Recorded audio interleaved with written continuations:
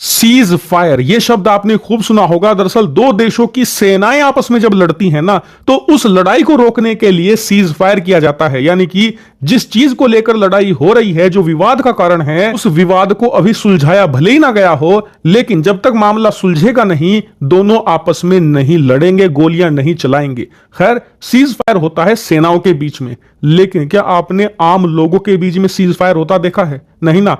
आज आप देखेंगे, आप अपनी स्क्रीन पर देखिए, रिपोर्ट निकलकर सामने आई है कि पाकिस्तान का जो खैबर पख्तूनख्वा स्टेट है, राज्य है, वहां पर खुर्रम इलाके में, जो कि एक बहुत ज्यादा महत्वपूर्ण है पाकिस्तान के लिए रिसोर्सेज के हिसाब से भी, तो इस खुर्रम इलाके में दो गुटों के बीच में 100 कनाल जमीन को लेकर आपस में लड़ाई हो गई। और यह लड़ाई हुई सुन्नी और शिया मुसलमानों के बीच में। दोनों इस 100 कनाल जमीन को अपना अपना बता रहे थे।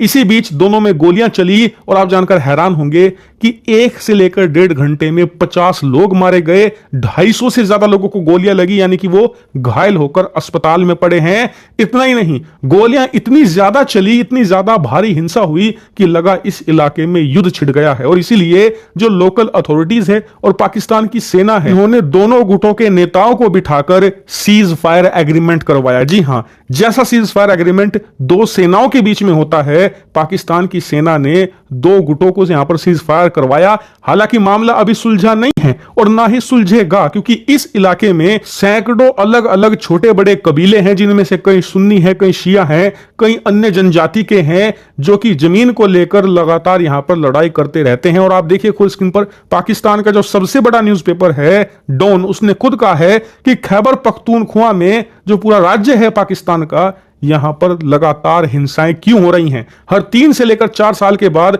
यहां पर शिया सुन्नी ऐसे ही लड़ते आ रहे हैं, लेकिन समय के साथ साथ लड़ाई और उसमें मरने वालों की संख्या बढ़ती जा रही है। अब से 30-40 साल पहले जब लड़ाई हुआ करती थी तो 1-2 आदमी मरता था। 10-15 साल पहले लड़ाई होती थी तो मुश्किल से 1 दर्जन या 2 दर्जन, यानी कि 12 से लेकर 20 आदमी यहां पर मरा करते थे।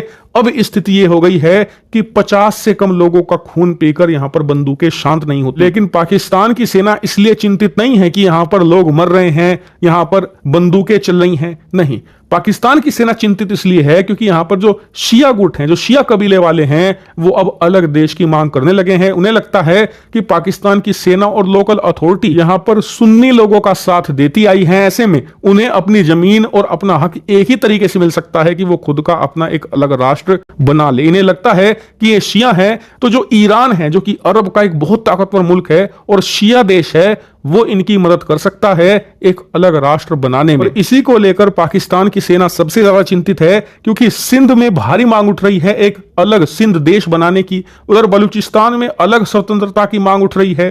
पीओके भारत की तरफ जाता दिख रहा है। और अब खैबर पख्तूनख्वा, जो आखिरी सेफ प्लेस था पाकिस्तान की सेना के लिए, वो भी एक अलग राष्ट्र बनने की तरफ दिख रहा है। ऐसे में बचा क्या? सिर्फ और सिर्फ पाकिस्तान का पंजाब प्रांत। ऐसे में पाकिस्तान के 4 हिस्सों में टूटने की अब संभावना दिख रही है।